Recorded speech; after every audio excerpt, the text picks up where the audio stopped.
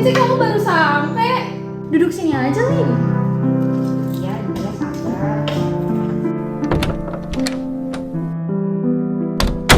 Ya, ya ini.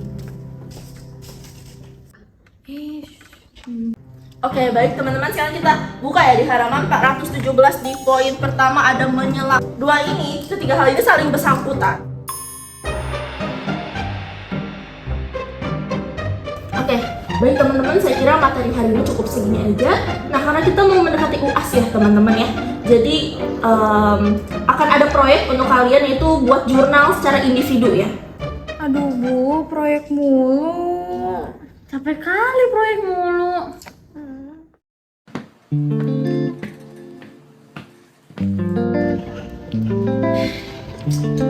Udah lah, nggak usah panik gitu. Nih, saya tolong pakai joki aja. Ya tuh. Udah lah, ikut kalian aja deh. Kan.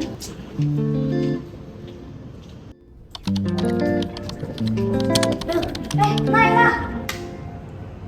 Kita mau ini lagi dong, kayak biasa. Biasa. Sip. Tugasnya apa kali ini? Kali ini kita disuruh bikin jurnal sih, jurnal individu. Kamu ini bisa nggak? Aman, asal aku dikenalin aja. Oke. Tapi aman gak nih? Aman, Naila sama Jovena aja aman kok mereka. Saya jadi ragu. Ini tulisan kamu bagus loh, tapi kamu nggak bisa jawab. Ini siapa yang kerjain kalau gini? Kalian juga ini gimana? Tulisan kalian rata-rata bagus, cuman kalau ada satu contoh yang kayak gini, saya jadi ragu untuk kalian semua. Udah deh, kelas hari ini udah deh, sampai sini aja ya.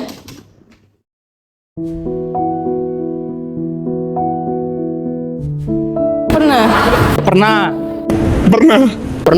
Saya pernah pakai joki. Ya pernah. Enggak, kebetulan aku nggak pernah pakai joki. Kalau aku nggak pernah sih. Nggak pernah. Kebetulan aku pakai joki itu karena tugas aku yang lainnya udah numpuk. Jadi karena I don't have any time, jadi kayak akhirnya aku pakai joki.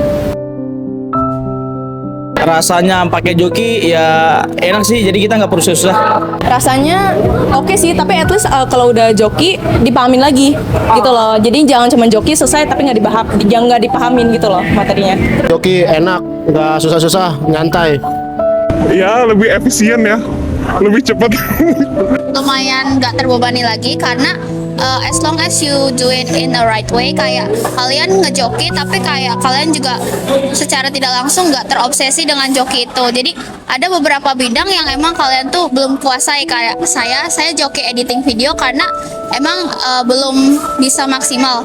Nah, selama kayak saya bisa dapat bantuan, kenapa enggak gitu loh. Tapi kalian juga harus make sure kayak itu kan video ya. Kalau tugas kalian paper atau essay, kalian juga harus pastiin kalian ngerti isi dari itu. Jangan cuman kayak terima jadi lah istilahnya. Sempat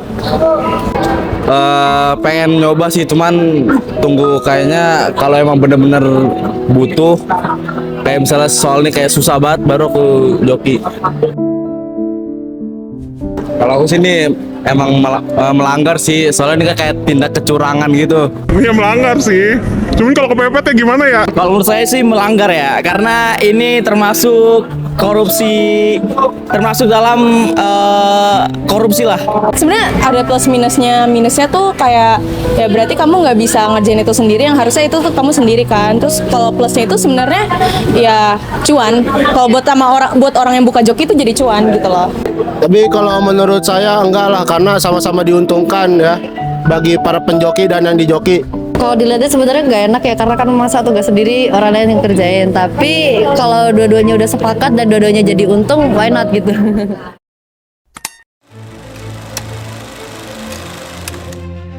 Perilaku joki merupakan bibit dari korupsi yang dimotivasi oleh keinginan untuk mencapai keberhasilan secara cepat dengan menghalalkan segala cara. Kurangnya pemahaman dapat menurunkan integritas seorang individu sehingga dapat melemahkan sumber daya manusia di kalangan mahasiswa ataupun mahasiswi. Pancasila sebagai sumber hukum memiliki peran untuk menegakkan keadilan yang diatur dalam undang-undang, termasuk untuk kegiatan perjokian. Hukum yang diterapkan ini akan membentuk etika dan moral yang baik di dalam masyarakat. Pelayanan joki menjadi bukti tindakan irasional terhadap penyalahgunaan kebebasan individu. Hal tersebut akan mengesampingkan hati nurani yang menjadi tumpulnya suara hati. Aktivitas joki dapat menimbulkan dampak jangka panjang bagi mahasiswa dan mahasiswi. Salah satu contohnya adalah pembentukan karakter koruptif seperti melakukan segala cara untuk mencapai keberhasilan. Maka dari itu, pendidikan berkualitas sesuai dengan SDGs 4 dapat diwujudkan melalui menarik minat belajar melalui self-study group. Self-study group merupakan komunitas yang bergerak untuk melakukan pendampingan oleh mentor-mentor profesional dengan tujuan menumbuhkan minat dan kesadaran diri mahasiswa atau mahasiswi. Melalui self-study growth, para mahasiswa dan mahasiswi dapat berproses untuk menggali potensi diri. Pendampingan yang diberikan tidak hanya secara teori, tetapi melibatkan praktik penulisan ilmiah terkait topik yang diminati oleh anggota. Proyek tersebut akan dilakukan selama 2 bulan sekali. Harapannya, mahasiswa atau mahasiswi menjadi lebih kritis dalam mengerjakan tugas perkuliahan dengan mengandalkan diri sendiri. Self-study growth juga menyediakan tenaga ahli profesional dalam membangun kerjasama dan perusahaan sekaligus memberikan sertifikat resmi sehingga memudahkan mahasiswa atau mahasiswi untuk bekerja di perusahaan aliansi yang mendukung program self-study growth. Self-study growth. Write your journey, real skills, real you.